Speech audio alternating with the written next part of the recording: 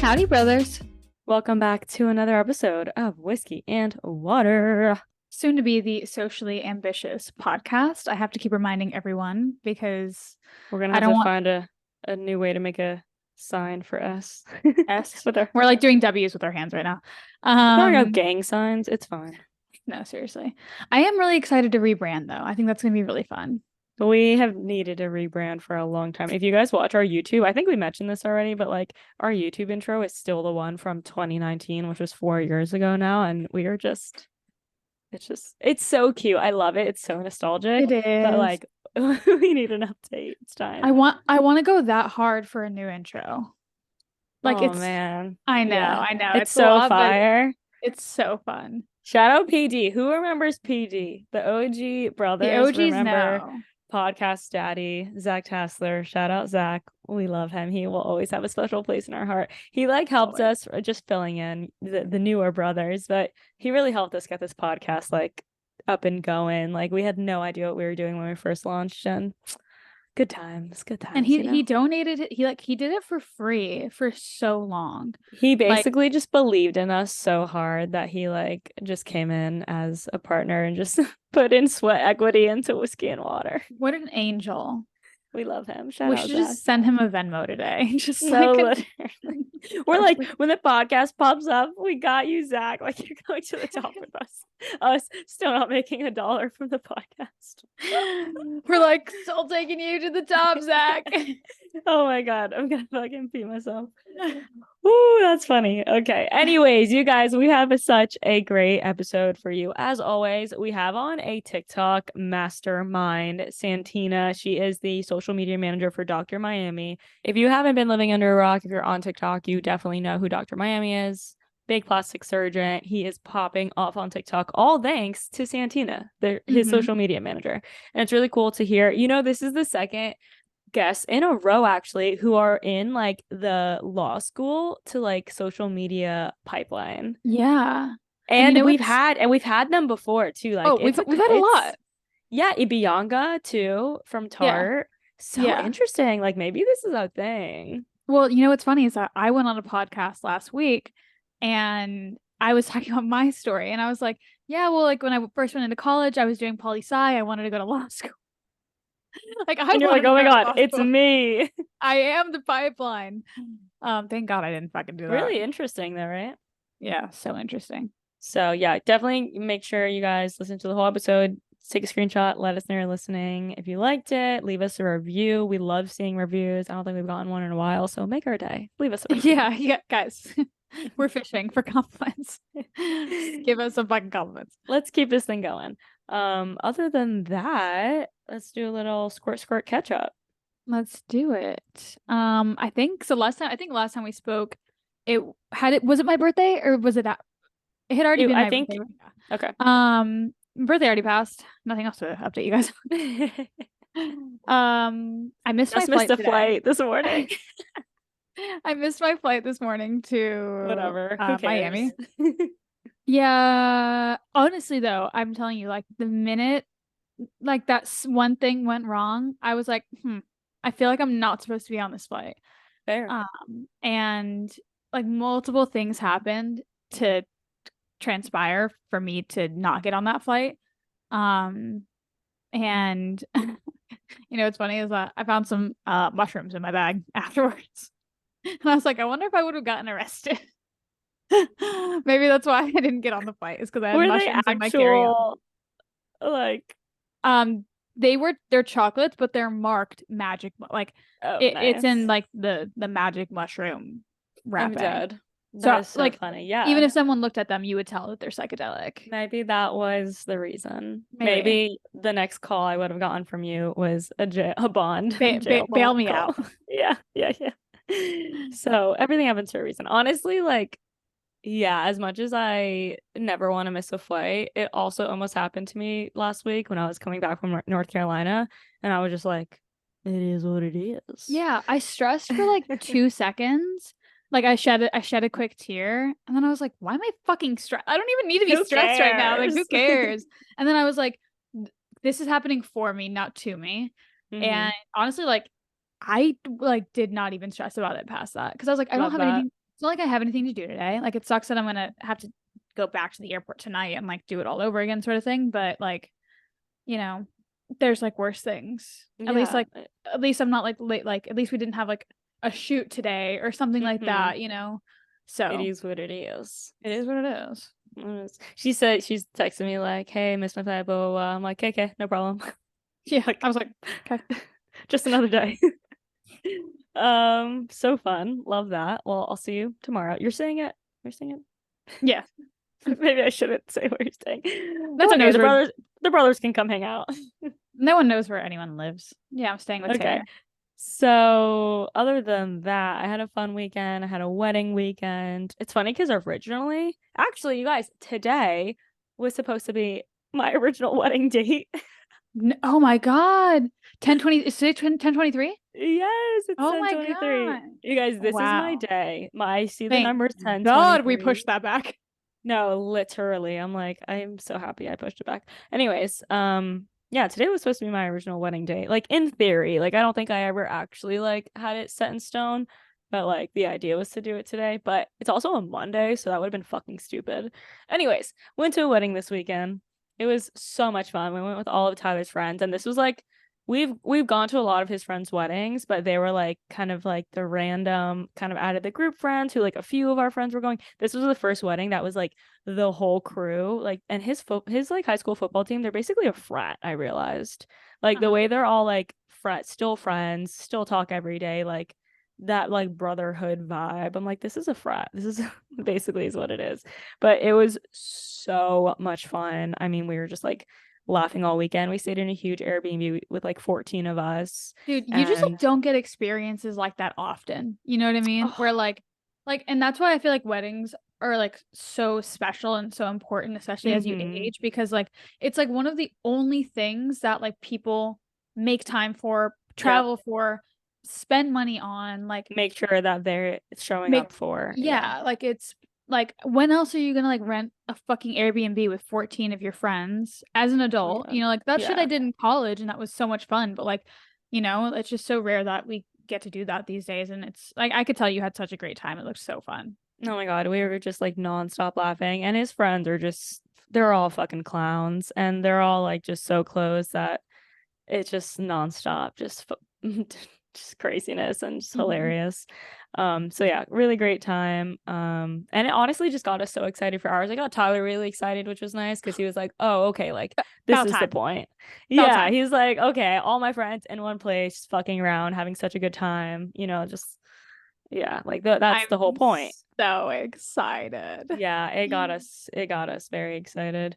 I'm a little, it did make me like realize like how overwhelming it probably is because like not only is it going to be like that group of friends, it's going to be like my group of friends and then plus like his family plus my family, Plus and I'm your like family. I could see myself getting a little like socially exhausted from like being the center of attention the entire fucking weekend. Like I could do it for a few hours, but then it's like it's a lot. It's a It is a lot. lot. Yeah. It's a lot. I'm a little worried about that, but it'll Yeah. be fine.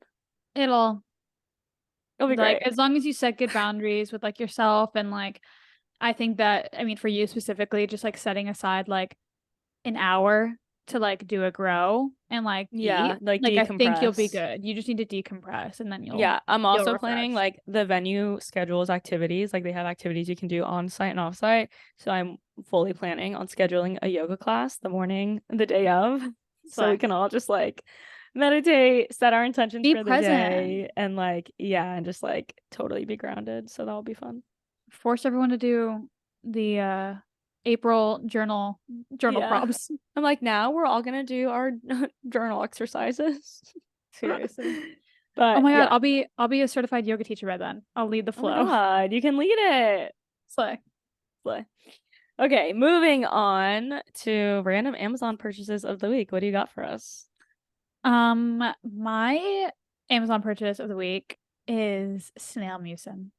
I finally caved Wait, and did you make sure you didn't get the fake one? I no, I got the right one because I ordered it from Amazon, not fucking I don't not like TikTok I won't shop. succumb to TikTok I will, but not yet. Except we literally talked about on the last episode how we Yeah. did. And I'm like, no, actually I think the first thing I am gonna get from TikTok shop is the hot tool that's like a curling It like looks like a blow dry brush, but it's a hot tool.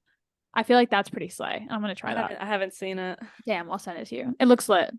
I feel like you would Okay. like it actually, because then you could just like the thing is like I think it just makes doing your hair a little bit easier, like because instead it gives you like the blowout look without using a blow dryer and having your hair Oh, wet. You know interesting. what I mean? Love that. Yeah. Yeah. Slay.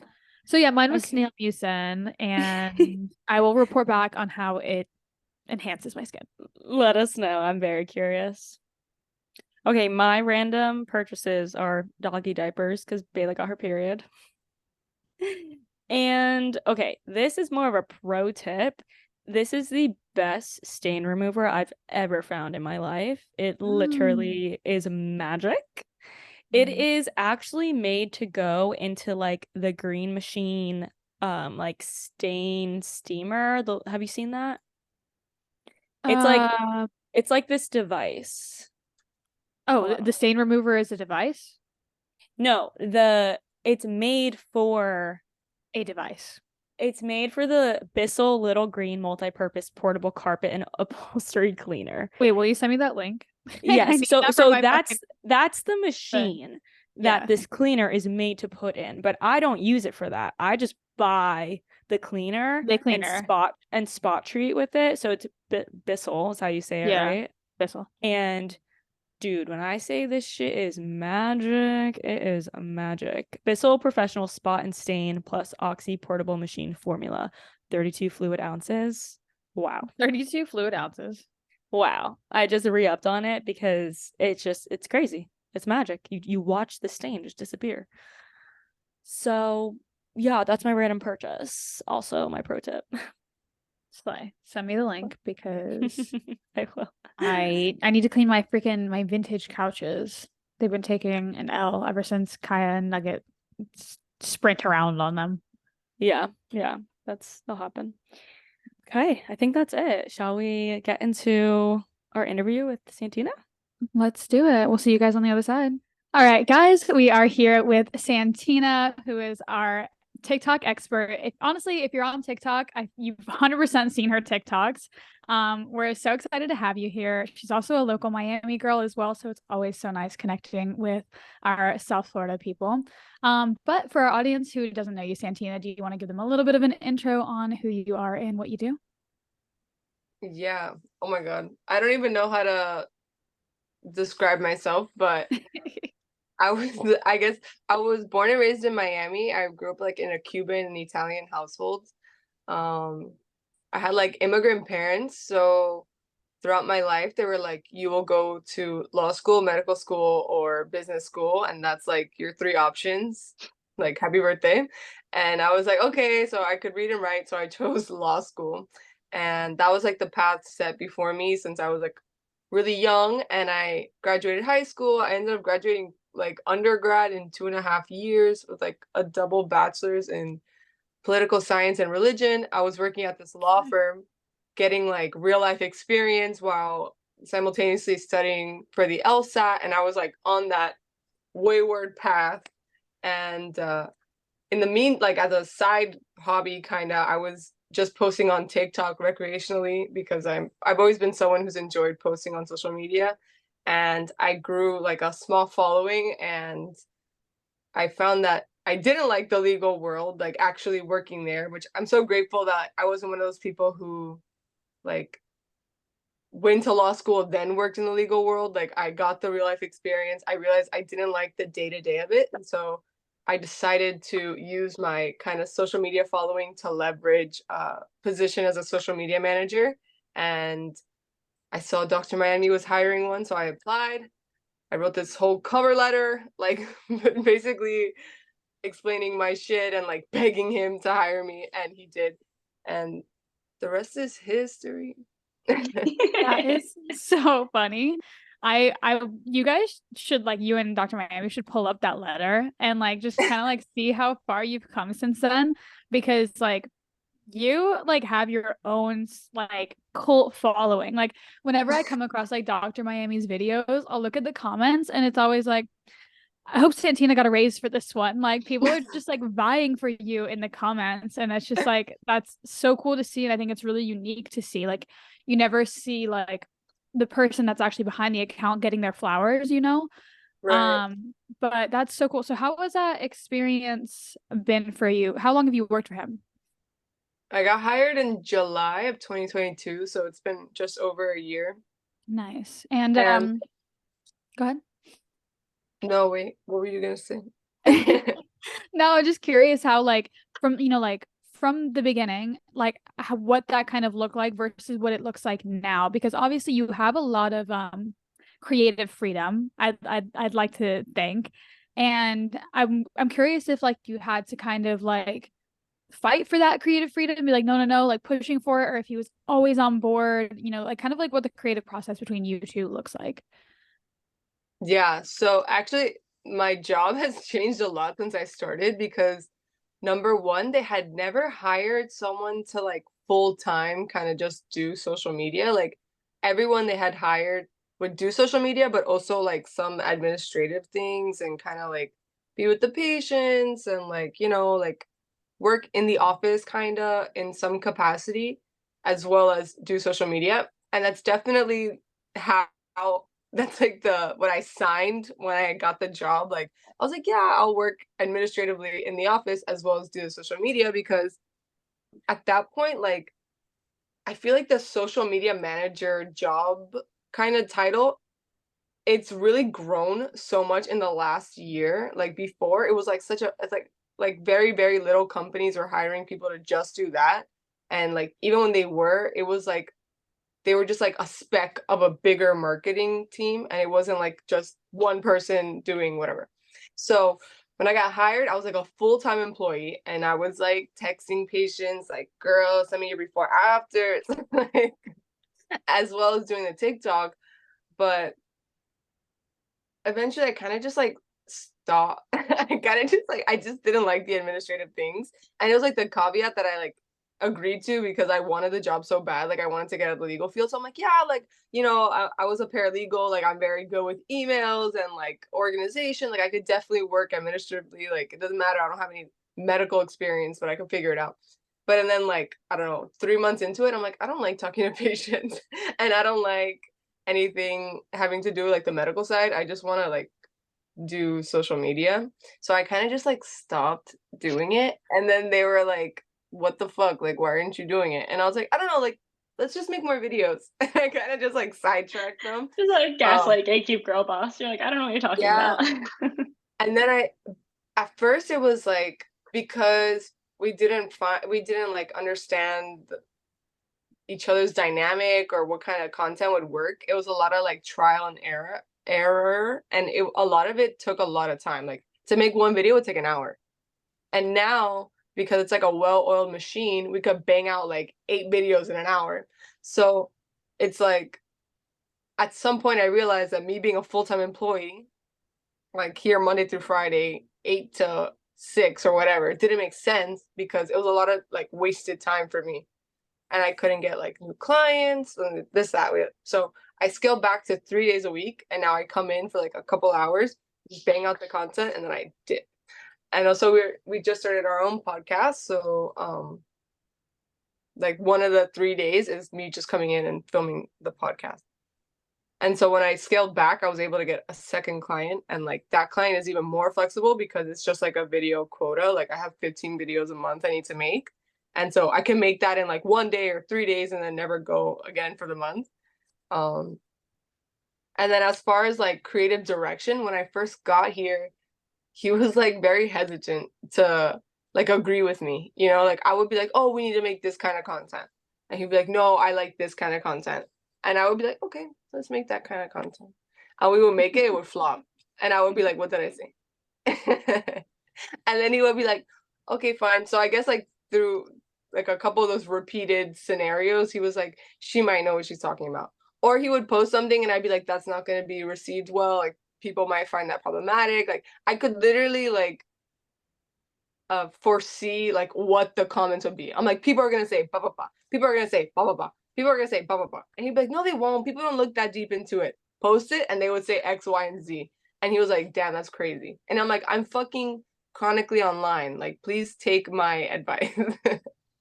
Yeah, that's such a great point because it's like I think the people who need social media managers and content creators the most are the ones who aren't on the platforms themselves. And it's like, Mhm. you can't expect to know something that you know nothing about. So I love that you guys kind of went through this trusting process and learning curve, and that eventually, after him seeing that what the fuck you're doing and what you're talking about, he finally started to put that trust in you, because you can just tell from the TikTok account, like he'll do. I feel like, I mean, from at least an outsider's perspective, it looks like he will literally do anything you tell him to do.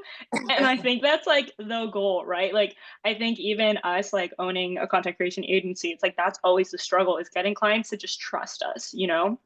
So to like go on the profile and see that he's so down for like the comedy and making fun of himself and making fun of others and just like really putting himself out there in that way is so great, because it's working, and it's just like proof that that works. And when you trust someone who knows what they're doing, it fucking works. Yeah, yeah, I will say, like, I'm super lucky. He is very, like, while his online persona is like a character, it's very similar to how he is in person. Like, he's not like this like stuffy doctor. Like, he is, even like during his Snapchat days, he's like willing to put on however many costumes, do like 60 million takes if necessary, like He's go committed to stand the in the middle. bit. Yeah, he's committed to the bit. Like, he literally is like a showman as a doctor. So he's like very open to all kinds of ideas. In fact, sometimes I'm like, we gotta rein. I'm like the one who's like, we gotta rein that in. Like, you don't need to put on a song. Like, I'm dead. I'm curious to know if they've seen the ROI from making these TikToks and growing such a large account, because in a way, like, he is an influencer in a way now, because his platform is so large and established. Like, have you guys tracked sales and the amount of surgeries getting booked since the TikTok blowing up?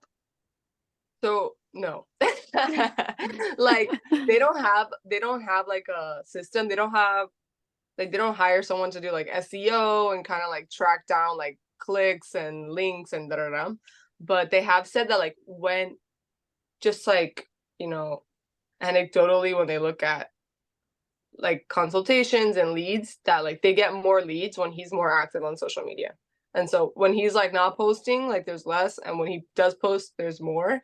And we're not sure if those leads necessarily constitute people who book surgery, but for sure there's more like potential people booking surgery. And there's like a bunch of like his patients will be like, oh, like, I saw you on TikTok, I love you on TikTok. So like we know, we have like that anecdotal kind of uh statistic, but we don't have like real tracking. Yeah, well, if anything, I also think like it's huge for brand awareness in general. Like, if someone Yeah, thinks about getting surgery and they're in Miami, like, they're going to think of the person, that shows up on their For You page the most. So I think even for brand awareness and credibility, it's really incredible to see. that's what I said to him too. Like, that was my strategy going in, because all those years before, his content was medical content. It was like Snapchatting surgery, showing before and afters. So Right, like I remember that. it was very surrounded around the practice. And then I was like, with my, my political science background, they say like one of the number one indicators that someone will win a re-election is if, like, or not a re-election, sorry, an election, is if their name is known. Like, the most important thing, especially in these like small elections where like people don't want to do research, da da da da. It's like the name that's known, that familiarity is what wins, because people, once they get to the ballot, are like, who the fuck is Amber? And they choose a name that they just seen around. That, and also party identification. But like if it's like I don't know, some like a commissioner that it doesn't have like the party Right. affiliation, they pick the name they know. So I'm like, we need to bring that kind of energy to him, because at this point people already know like his work, because it's been out there for however many years and it's easily accessed. You could find that anywhere on the internet. So we just need to get his name back out there and like kind of associate Dr. Miami with plastic surgery. It's like unconsciously, when people are thinking of going, like, you're at least one of the options. Yeah, totally. I would love to know more about your creative process. and kind of just what that looks like. Because I know you have other clients too. Like I know you do Bellows Film Lab. Shout out to them, love them. And I'm just curious like what that looks like when you're brainstorming for clients, whether that's like you going in once a month and doing the 15 videos, or if you know you're going in a few times a week. So with Dr. Miami, the creative process was kind of like giving him my personality. So I gave him like first of all, we would always like these like funny trending audios, and I kind of figured out through trial and error like the the kind of like shticks that people like to see. They like to see like the sugar daddy like like shtick. They like to see the me and him fighting. They like to see the boyfriend who doesn't pay for surgery, so Dr. Miami beats him up. They like to see like those kind of things. So we were just like putting out a bunch of shit, and then we saw like what worked. They like to see him in this like fake beef with Chris Jenner. They like to see him like fantasizing over like Bad Bunny, but like these are just like things that I do. Like, you know, like I just transposed my personality onto him. And as far as Bellows was like a mind fuck because he like came to me because like I knew his ex-girlfriend, whatever, and I was super down because I gone to Bellows. Like I was like a patron of Bellows, but I was like a casual film person, you know? Like I didn't know the Mm-hmm. ins and outs of film. So it's like hard to make content when you don't know what the fuck you're talking about. So in the For first sure. month, I was like I lived inside a Bellows film lab, and I would just sit there like listen to like them talking to the customers, and then go sit in the back and listen to like the developer talk to like the scanner, and like I would ask them a million questions. And also people in film are kind of like a little more like Oh, bro, uppity, like they're gatekeep girl boss like 100%. literally. So I'm like, I would ask them questions and they'd be like, how don't you know that? Like, how are you the social media manager? I'm like, how am I gonna fucking know if you don't tell me? Like, and I'm also so bad at Google. Like I could read something on Google, but have you ever read a definition and like a word in the definition you don't know it? Like you need to define that word. The Yeah, moment I all the don't time. know a word in a definition, I'm not gonna learn that definition. Like I need to learn it from a person who could break it down for me. So I was just always there and just asking questions, seeing what works. I think now I kind of got like a little bit of like the groove of things, but I'm definitely still learning. For Bellows, I think it's like people like to see a lot of his customers are again like they're not like super film people. They're like people like me who like Mhm. shoot on disposables. Maybe they want to get like a point and shoot, da da da. So like we've transitioned to kind of like this like vlogish content where like we develop a role, see how it comes out. We explain like the basics of development and scanning, what scanner you should choose. I don't know. And then we have like these little funny ones in between, but it's more like of an educational kind of come to the store and we'll teach you content. Yeah, which honestly I think works really, really well for Bello specifically because even myself, like I've been shooting film for years and like I still don't know shit about film. I'm like, I'm Yeah. like, I'm like hoping for the fucking best every time I like, put a role in, you know what I mean? So I think that like making it such an inclusive space and like a space where you can like come and learn, I think is so smart because it is such a like it can be film is definitely a little pretentious and it's just scary, Yeah. when you don't know anything about it. And like Bello, when I spoke to him, I was like, what's your goal with Bello's Film Lab? And he's like my goal, my like the reason I ever opened Bellows is like just to keep like film alive. He's like from Bellows Film Lab, like not his he has like a camera rental business, but the film lab itself, he doesn't make that much money. Like it's just like to have that, to be in the community, to like have like an avenue where people can like come learn about film, develop their film, buy cameras. Like now we've been putting on like community events like every other month. On the last Sunday, we do an analog market.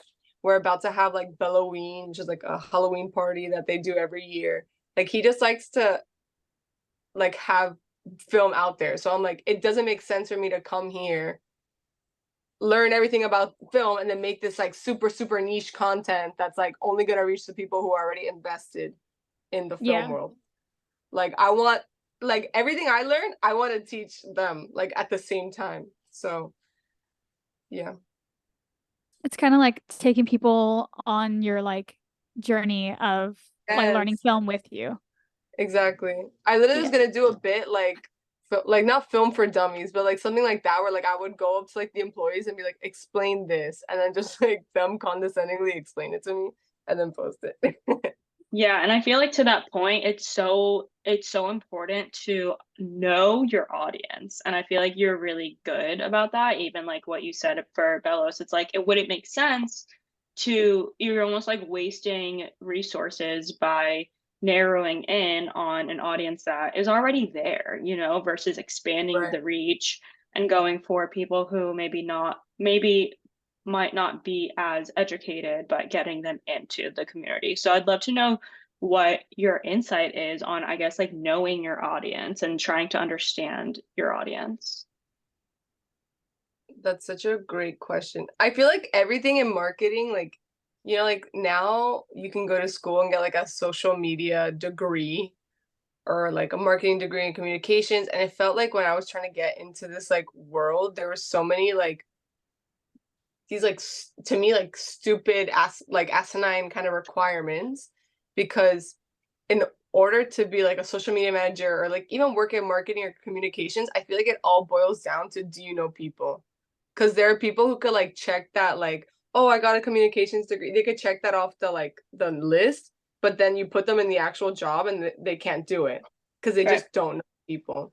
And I feel like whatever job I choose, because Bellows was like brought to me. And like before Bellows, like a lot of other businesses had reached out to me to do their social media. But if I felt like there wasn't a fit, like I felt like I couldn't understand their niche or understand like who they were speaking to, then like I wouldn't take the job because I would be like, like I would do you a disservice because I Right. wouldn't know. Like, I could never make content for men, for example.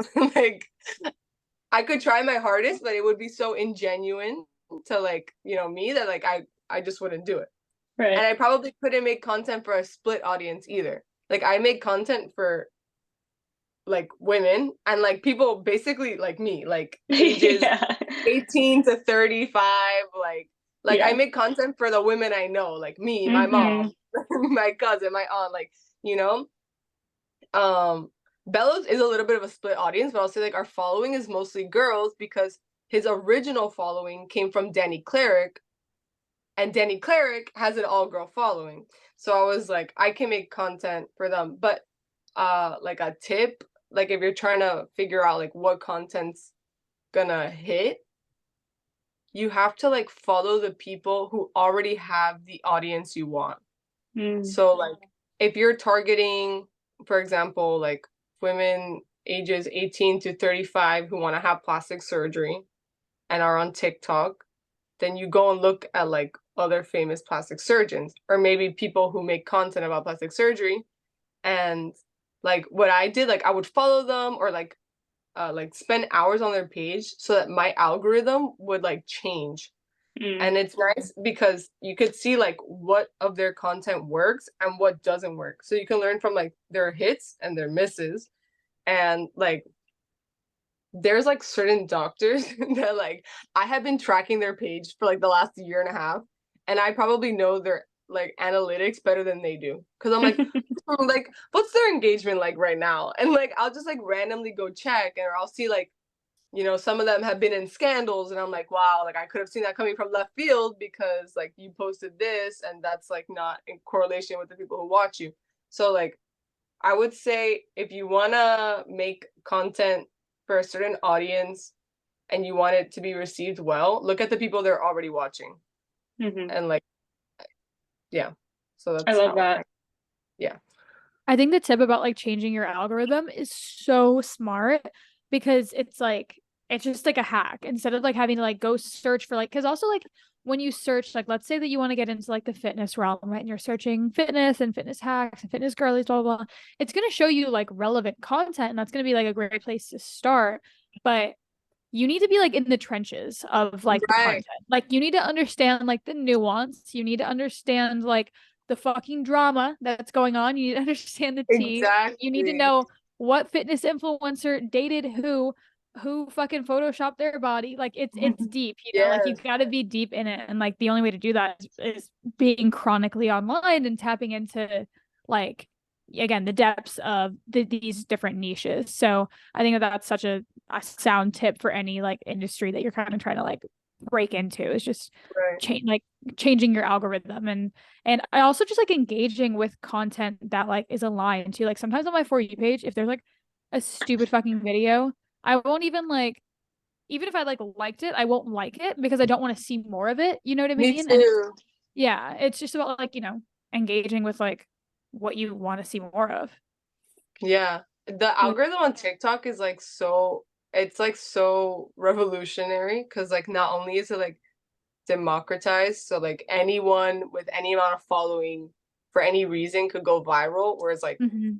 on Instagram the threshold is way higher, YouTube even higher. Like TikTok is pretty much like an even playing field, but like their algorithm, especially lately, like now like the search bar and like their I SEO, love the search bar. so it's gotten so sophisticated that you could literally like you could learn everything there is to learn about a certain industry in like a week just by switching your algorithm.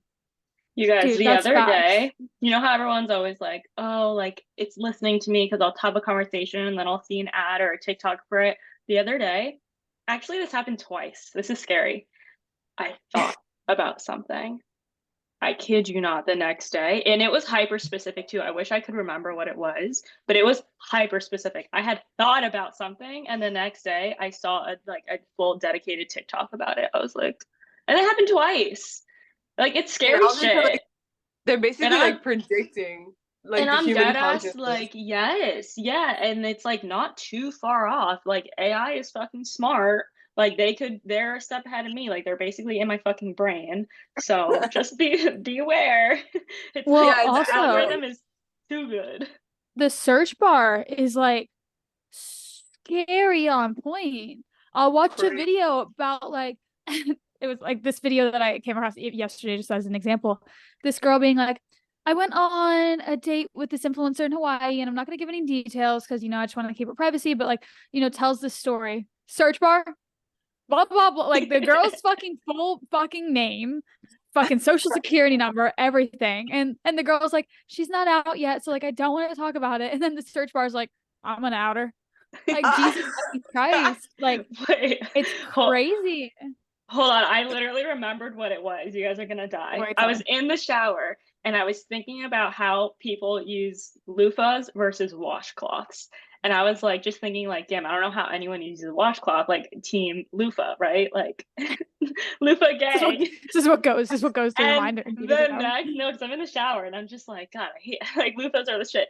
The next day I see a 4 minute long video of this girl explaining why washcloths are better than loofahs. I'm like, what the actual fuck? But also that's creepy as hell because like I'm sure that's not specific to your like niche or whatever. Like why would that It's come up? not. It's literally not. So That's whatever. like a purely random thought. I digress, but it is scary. I would love to know. I know you kind of tapped into, we talked about like knowing your audience, understanding an audience, making content for your audience, but I think something that you're really good about, and you can kind of see it with your clients, is you're really good at kind of building this like community and this feeling of like, if you know, you know. And I'd love to know kind of if there's like, what that thought process is and what you could share with people who also are looking to build that community within their audience. So I was like I think a lot of my it's weird. It's like it's a mind fuck because first with my own TikTok account, it was very like that. Like I felt like a community, like especially when I was working at the law firm and building it. But I made it a point to like engage with my followers. Like I never was like one of those people who would like post a video and like not respond to comments. Like I would be Mm-hmm. on the TikTok for like a good like the first 2 hours, like liking and commenting back and having full conversations. I would go on TikTok live. I had like my regulars, da da da.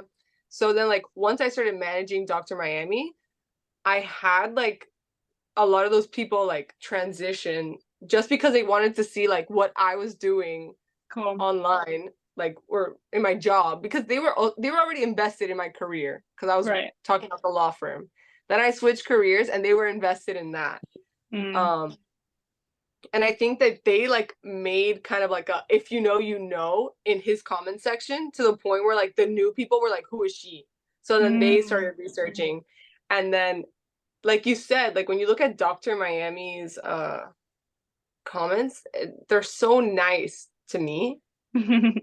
But then if you look at my comments now, like I don't know, I still cannot explain the shift, but like Dr. Miami's followers love me, but my followers hate me now.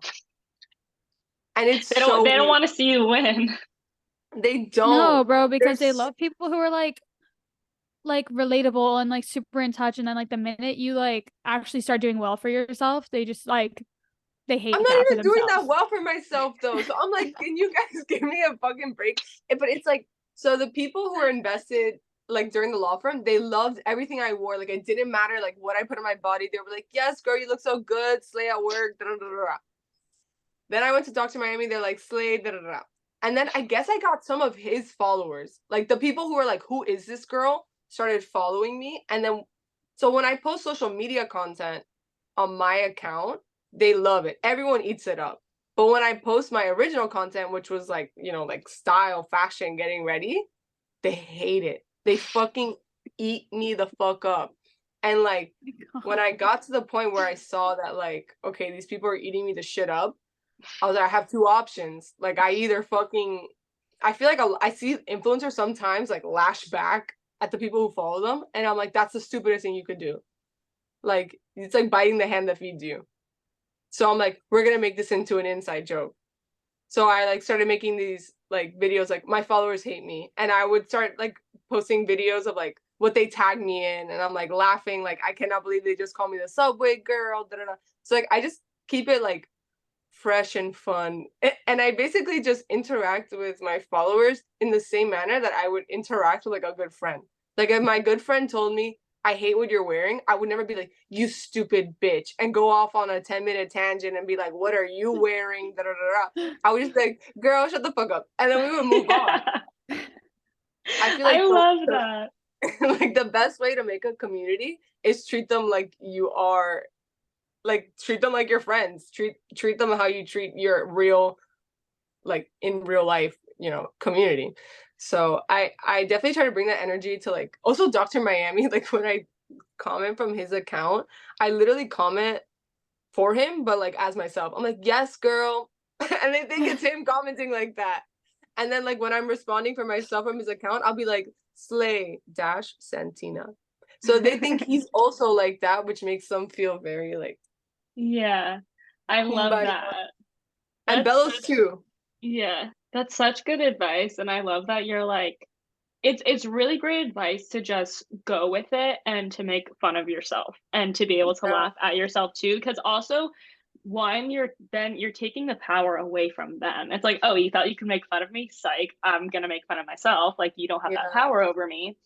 And two, it's just like honestly a great like content pillar. Like it's well not pillar, but like opportunity, you know? Yeah. You're like, no opportunity is left untaken. Like you're like, okay, you want to talk shit? Great, I'm gonna make content about it. So I think Yeah. that's really smart. And I actually think it like incentivizes people to change their minds because like they're scared that I'm gonna like post some fucking like because I posted what they're at. So I'm like, oh, you're Like gonna call add them me in this shit? out. Like Yeah. I'm gonna add you. But like I don't say anything mean. And I've gotten like DMs from people who've like been a part of the videos. I'm so sorry. Like I didn't mean to be offensive when in totality they did.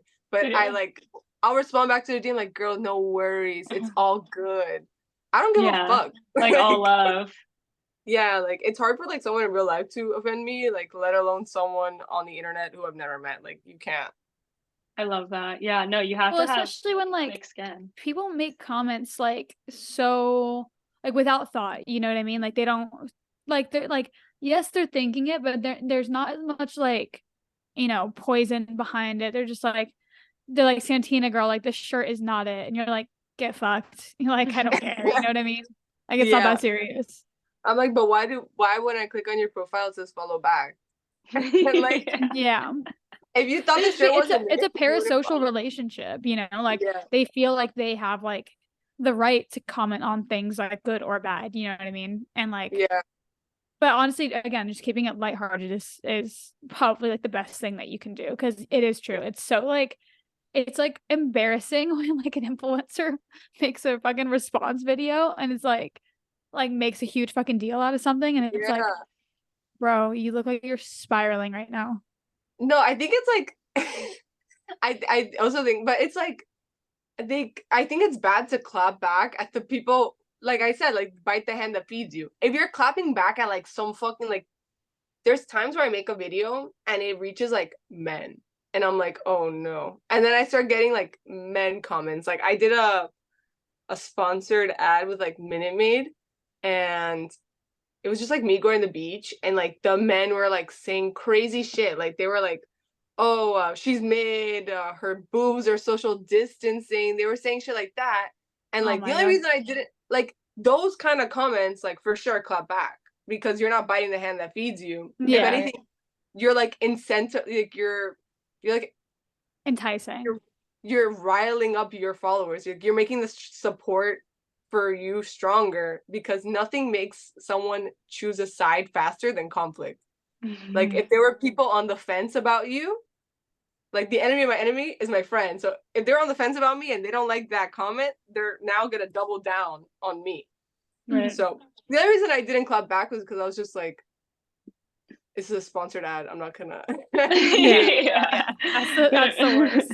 Minute Maid's I'm like, like, I made money and you're commenting from your mom's basement. Like, I don't know. yeah. I Yeah, posted no. this reel like a couple weeks ago, a sponsored reel, and you know, like the outfit was not outfitting, and that's okay. But this girl commented last week and she goes, "Damn, I hope you got a bag for this." And I was like, holy shit.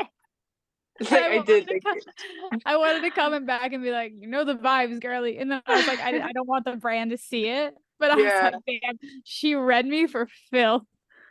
It's so funny. That's so good. Yeah. I'd love to know, briefly, because I think a lot of people who are listening who are aspiring social media managers or currently social media managers would, I think a big topic of discussion and conflict for people who do this freelance is how to price yourself. So I know that's kind of like a hard, almost taboo thing to speak of, but on our podcast we talk about it all. So what's kind of your process for understanding how to price yourself? How has that changed? What does it look like now? Just some insight on that. So it's like it's been a learning process. When like I said, when I was hired as like a full-time employee here, Mm-hmm. kind of like at the rate that you would pay um like Anyone. an administrator, a receptionist or Right. whatever.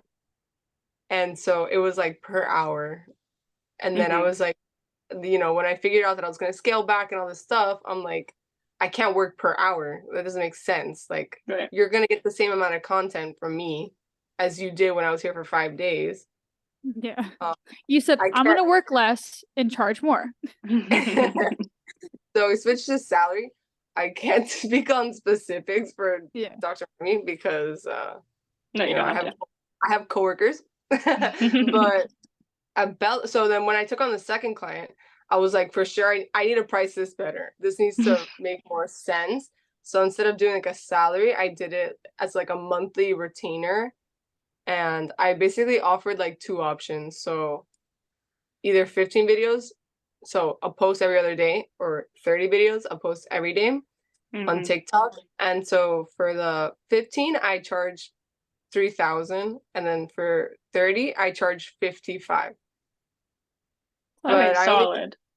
Yeah, and so I thought of it like, I don't know, I was talking to all like influencers or whatever, and they're like, girl, I know social media managers that charge 10K a fucking month. And I'm like, who? Like that's like crazy. I don't know. I think the number that I work for Bello is like reasonable to me. I think it made sense to him. And yeah, now I do it just based like on a monthly retainer. And when I like now we do like the analog market, so I plan that because it's like a social media kind of event. Mhm. And I charge on the months that we do that, I charge more. But I Yeah. think like with any job, also with Bello, I knew that I was gonna charge like a little more because the more clients you have, the less time you have for yourself. So like Right. your time becomes like more valuable. Mhm. And also your expertise becomes greater. Like when I started with Dr. Miami, I had zero expertise. I had zero experience. Like I didn't know what the fuck I was doing. So it made sense for me to just like take the job that was offered and boom. Mhm. Mhm. But with Bello, it's like, no, I grew this guy's account from 1.4 million to 2.6 million in 6 months. Like his engagement went from 5% to 25%. Like these are real numbers. And like now I know that I have that capacity. And so my value is more. And also my time is more valuable because, you know, like if I take you on, then I can't take on a third client. You know what I mean? Yeah. So it's like, Totally. so I'm like, so that's how I reason that pricing. And there are some people who will say that's too much, and there's some people who will say that's too little. But if it works for me and it works for him, Then it works. then it Yeah. works. Exactly. Yeah, exactly. And I think that's like the hard thing is that especially in this field is like pricing is somewhat subjective. It like it Yeah. depends on who's hiring you if they see the value in this or not. Like we ran across that with our agency a lot. It's like we aren't going to sit here and explain to you why this is worth it. If you don't see the value, that's fine. Let us move on to Right. someone who does see the value. But because it's like such a new field and such a new industry and like the position specifically of a content creator, of a social media manager is on the newer end of things. Right. I think there's no established like, this is what they get paid. There's no standard really. And again, Right. like, it is so subjective to the person who's on the other side hiring. If they see the value or not, it's like we know the value. We know how TikTok can literally change a business overnight. That's And it's also invaluable.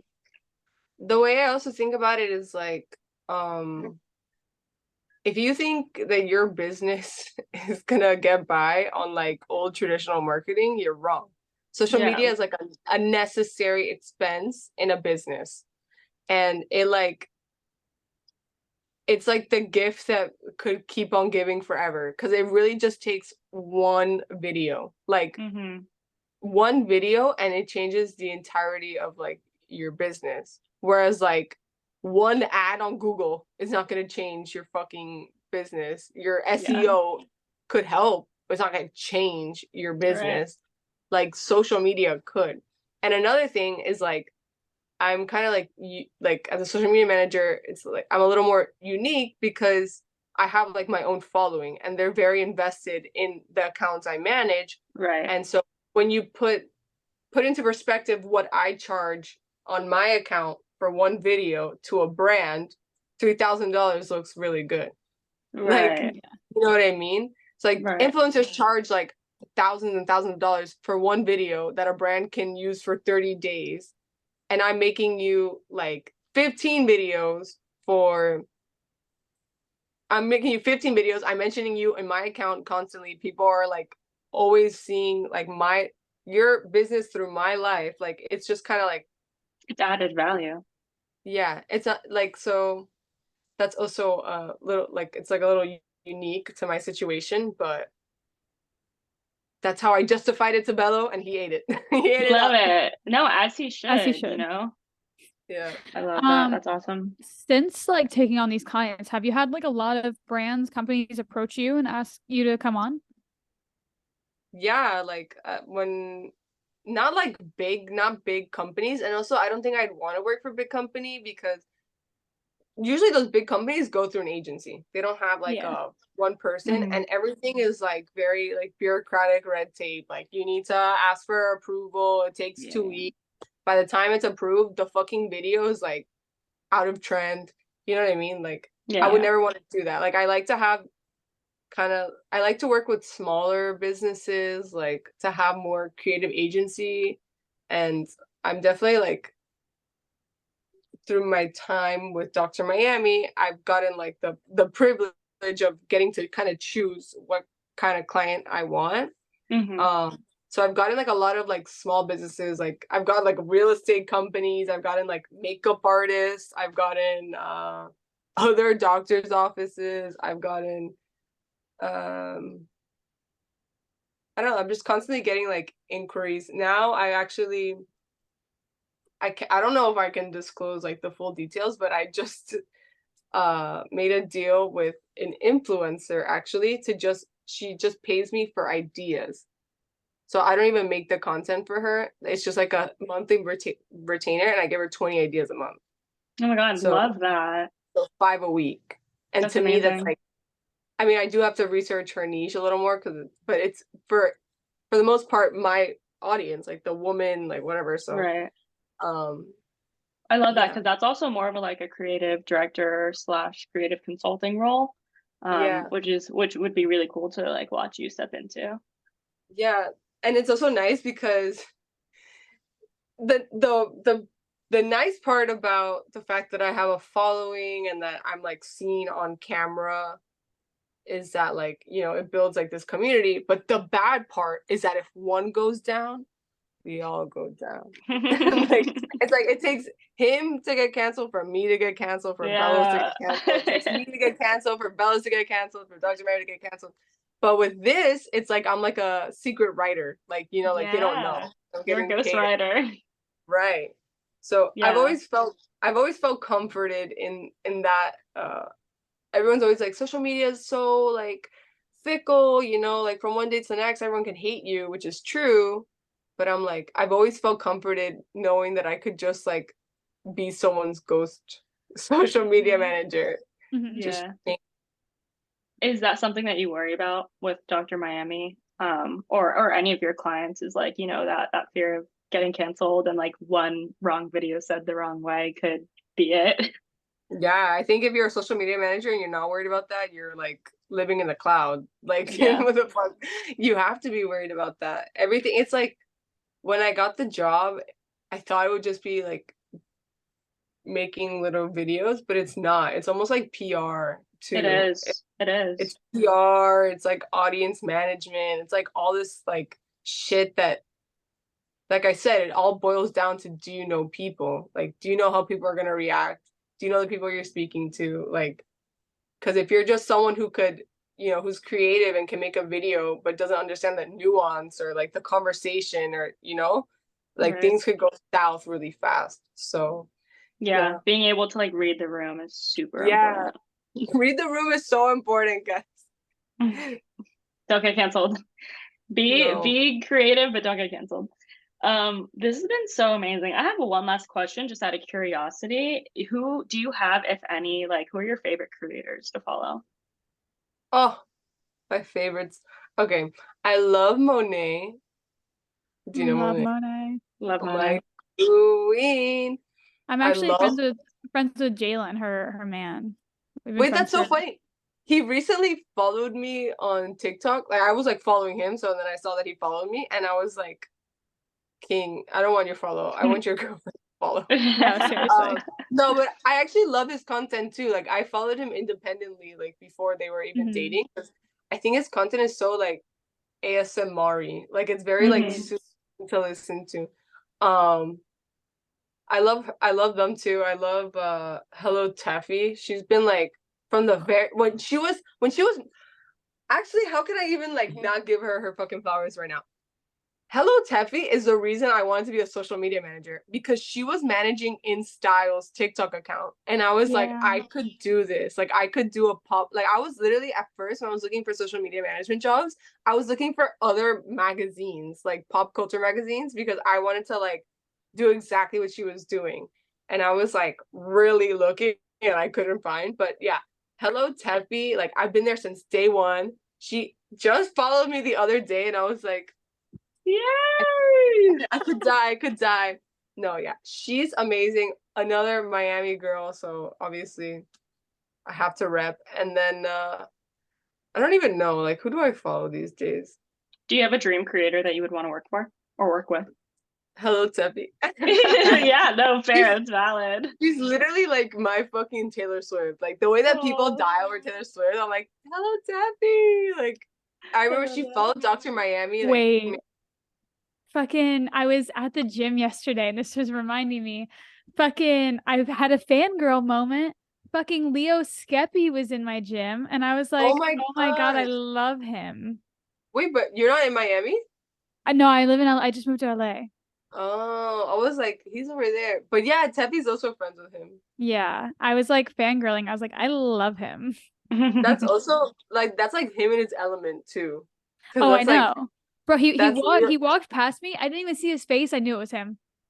I was like, I could just tell by his like stature, and then he had this like little studded like Louis Vuitton bag or some shit, and I was like, that's 100% him. I just can't believe that he's even able to go to like the gym uninterrupted. I go to like a gym that like famous people go to. Oh, okay. She goes Yeah, to a like bougie gym. I He's got a like, stupid bougie like it's fucking ridiculous. Another guy, another TikToker, I don't know if you know Brett Newstad or Newstand or something like that. He's another creator that I just fucking love and he goes to my gym too. And I'm Oh my like, God, one fun. day I'm like I can't say hi though because I'm like I can't look like a fan. Yeah, you We have can't be to put in that we category. have to organically become friends. So Yeah. they can't know that I how is know it? them. How is it being friends with influencers? I literally don't have any influencer friends.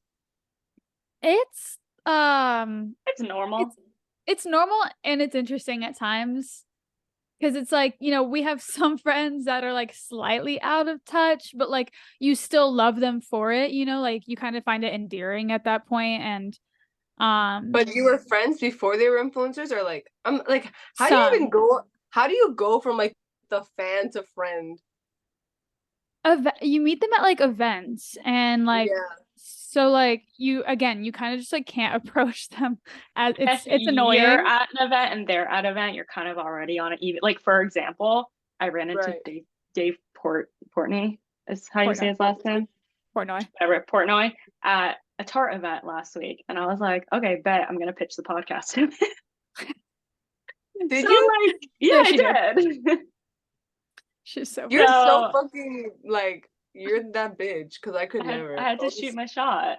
Um, but like, yeah, I think just like at events that you both are at, it's like, okay, you're kind of like on an equal playing field at that point, and it can happen naturally. But like, we obviously are not people who like try to force things. We just like we just vibe. But a lot of our friends who were like, really close with who are influencers, we've kind of like come up together. So it's more so just like we're friends and we all grew together. Nice. Yeah. Wait, that's so funny. I would be so scared to go up to Dave Portnoy. Let She alone texts pitch me. him. She's like, I'm at this event. Should I go up to him? And I'm like, full send, bestie. And then she's like, I did it. And I'm like, oh shit, you actually did it. Okay. He was with his girl too, so I was like double intimidated. But I was I'm like, sure I he gets have that a lot to. though. Yeah. No, I go up to Yeah. him. I'm like, so what are the odds I can shoot my shot and pitch my podcast right now? He's like, go for it. I'm like, all right, bet. Oh, That's nice. so He seems like funny. the person who like is okay with that.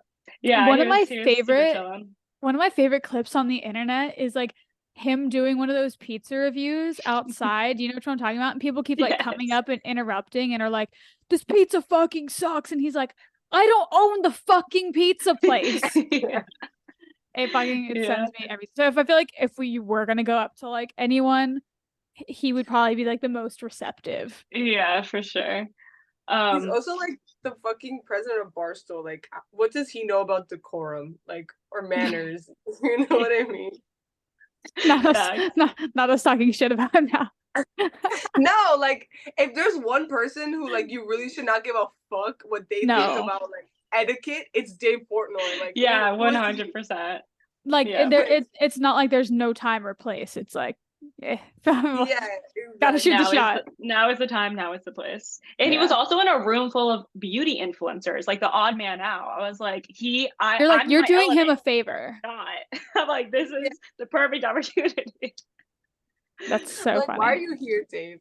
Yeah. He's supporting his I was girl. literally like, I was like, how did you get dragged here? And he was like, I don't know. She wants to come. Okay, anyways, thank you so much, Santina. This has been so amazing. It's been so cool to like watch your journey as a consumer. And, you know, we've been fangirling about you for a while. We're like, damn, she's killing it. We got to get her on the pod. So this has been so Thank you. amazing. If our audience wants to follow you and your journey, where can they find you at?